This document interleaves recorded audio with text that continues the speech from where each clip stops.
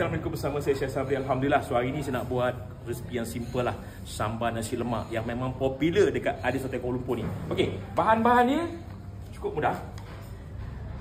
Nak buat sambal nasi lemak ni, bawang kena banyak. Bawang tu kita karameliskan dia, kita masak dia sampai dia betul-betul lama, sampai tak ada air. Jadi saya masukkan bawang, ni ada bawang, bawang putih, kita masukkan semua. Kita kacau dia.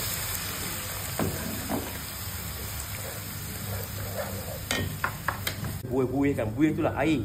Jadi air kita nak bagi sampai air tu dah habis, sampai ada paras minyak tu naik. Dan barulah saya masukkan ni paste cili giling. Cili giling ni saya gunakan biasa kalau saya buat, saya guna jenis brand Suji. Nampak ni brand Suji ni. Di brand Suji ni dia a pure chili lah, a pure chili. Tengok warna dia pun cantik, bukan ni Tengok warna dia pun cantik. Wah, nampak.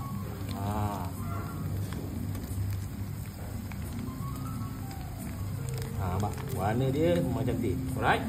Kemudian saya masukkan ikan bilis. Ikan bilis dikisar. Ikan bilis. Saya masukkan ikan bilis. Kemudian kita kacau lagi. Mudah aja. Kita menggunakan minyak yang banyak. Mesti ada gula, mesti ada asam keping ataupun air sanjaur. The most important, bawang kena masak lama sampai tak ada air bawang tu. Barulah sambal tu rasa manis, berkilat, cantik. Okey, inilah petua dia.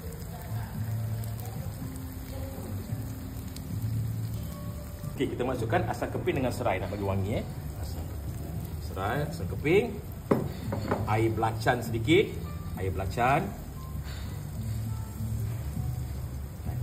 Kita kacau lagi. Kita masuk gula.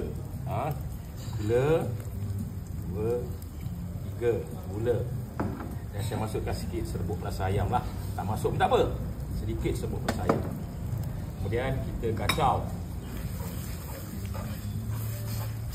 Sebab bila kita masuk gula, itu yang menyebabkan sambal kita berminyak, cantik, shining, berkilat.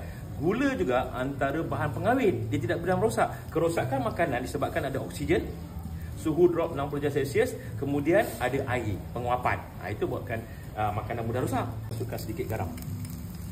So jangan masuk banyak-banyak garam ni sebab dalam ni dah ada ikan bilis. Jangan masuk banyak. Right? Kita kacau. Okay.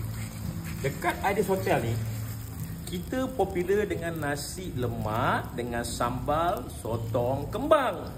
Bukan je Dan kita masuk. Wah. Kembang.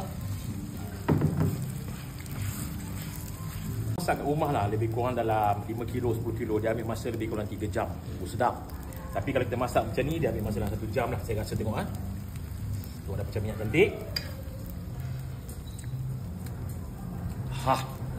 La Bamba Chicago Milano dah pun siap. Kita tuang lagi Okey je Bismillahirrahmanirrahim.